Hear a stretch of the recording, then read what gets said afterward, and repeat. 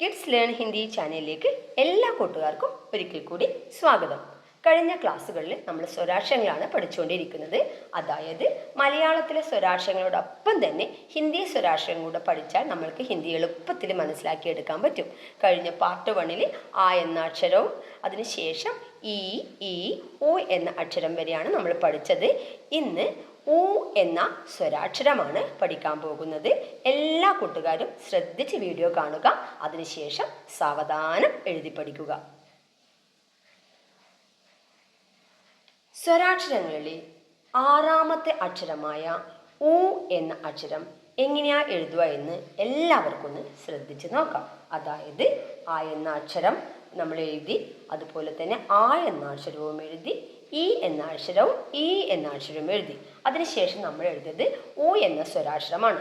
ഉ എന്ന സ്വരാക്ഷരത്തിൽ ചെറിയൊരു മാറ്റത്തോടു കൂടിയാണ് ഉ എന്ന സ്വരാക്ഷരം നമ്മൾ എഴുതാൻ പോകുന്നത്. മലയാളത്തിലെ ഉ എന്ന സ്വരാക്ഷരം എഴുതുമ്പോൾ ഉ എഴുതിയതിന് ശേഷം അതിലൊരു ചിഹ്നമാണ് ഇടുന്നത്. അപ്പോൾ ഹിന്ദിയിലെ സ്വരാക്ഷരം എങ്ങനെയാണ് എഴുതുവാന്ന് നമുക്ക് എല്ലാവർക്കും ഒന്ന് നോക്കാം. എല്ലാവരും ശ്രദ്ധിക്കുക. ആദ്യം ഒരു സ്മോൾ കർവ് ലൈൻ, അതായത് ഉ എന്ന അക്ഷരം എഴുതുമ്പോൾ തന്നെ സാവധാനം അത് താഴോട്ട് വന്ന് ആ കർവ് ലൈൻ മുകളിലേക്ക് പോവുക. അത് ഹിന്ദി എഴുതുമ്പോൾ കുറച്ചുകൂടി നീറ്റായി ഭംഗി കിട്ടാനാണ് നമ്മൾ മുകളിലേക്ക് എഴുതുന്നത്. അതിനുശേഷം അതിൻ്റെ മിഡിലിന് തൊട്ട് താഴെയായി ഇതുപോലുള്ള ഒരു കർവ് ലൈൻ വരയ്ക്കുക. ഇത്രയും ആയി മുകളിലൊരു സ്ലീപ്പിംഗ് ലൈൻ കൂടെ ഇട്ടാൽ ഹിന്ദിയിലെ ഉ എന്ന അക്ഷരം ആയി. ഒന്നുകൂടി ശ്രദ്ധിക്കുക. സ്മോളായി ഒരു കർവ് ലൈൻ, ആ കർവ് ലൈൻ അവിടെ ജോയിൻ ചെയ്യുന്ന മിഡിൽ നിന്നും താഴേട്ട് വീണ്ടും ഒരു കർവ് ലൈൻ വരച്ച് അത് കുറച്ച് മുകളിലേക്ക് യോജിപ്പിക്കുക. അതിൻ്റെ മിഡിൽ ഭാഗത്തിൽ നിന്ന് ഏകദേശം ഒരു ചെറിയ കർവ് ലൈൻ കൂടി വരയ്ക്കുക. മുകളിൽ ഒരു സ്ലീപ്പിംഗ് ലൈൻ, അതായത് നമ്മൾ ഉ എന്ന അക്ഷരം എങ്ങനെയാണോ എഴുതിയത് അതിൽ നിന്നൊരു ചെറിയ മാറ്റം മാത്രമേ ഹിന്ദിയിലെ ഉ എന്ന അക്ഷരത്തിന് ഉള്ളൂ. അതായത് ഉ എഴുതിയതിന് ശേഷം ഇവിടെ ഒരു ചിഹ്നമിട്ടാൽ ഹിന്ദിയിലെ ഉ എന്ന സ്വരാക്ഷരമായി. ഒരിക്കൽ കൂടി ശ്രദ്ധിക്കുക. കുട്ടികൾക്ക് ചെറിയ ഡോട്ടുകളിലൂടെ യോജിപ്പിക്കാൻ പഠിപ്പിക്കുക. ആദ്യമായി ആ ഡോട്ട്, അതായത് കർവ് ലൈൻ ഇങ്ങനെ വരച്ച് അവിടെ മിഡിൽ ഒരു എൻഡ് വെച്ച് ആ മിഡിൽ നിന്ന് താഴോട്ടൊരു കർവ് ലൈൻ വരച്ച് അതിൻ്റെ മിഡിൽ നിന്നും വീണ്ടും ഒരു കർവ് ലൈനും ഒരു സ്ലീപ്പിംഗ് ലൈനും വരയ്ക്കുക.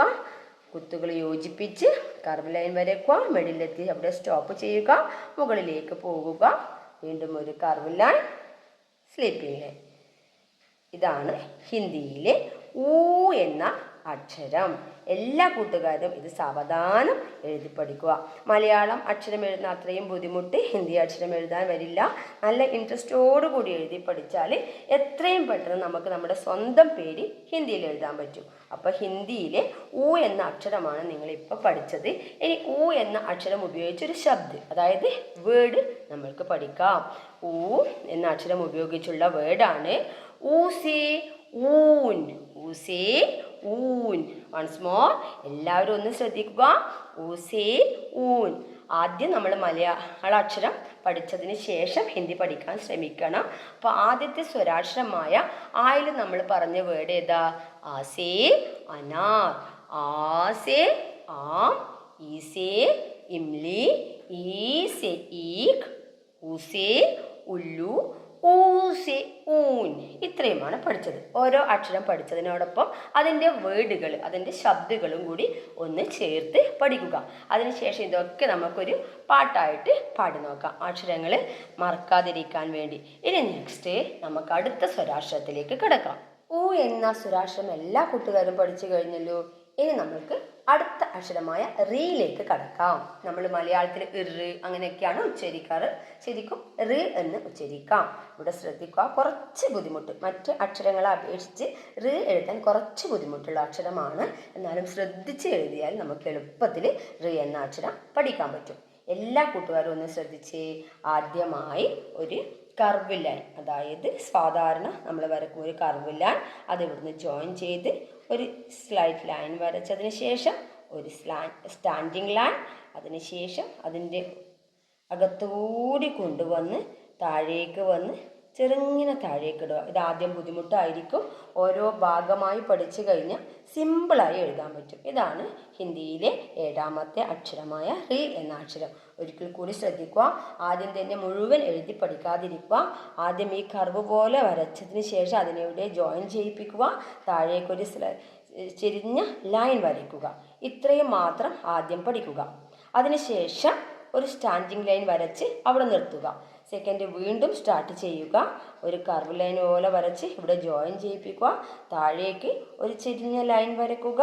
അതിനുശേഷം സ്റ്റാൻഡിങ് ലൈൻ വരച്ച് നിർത്തുക.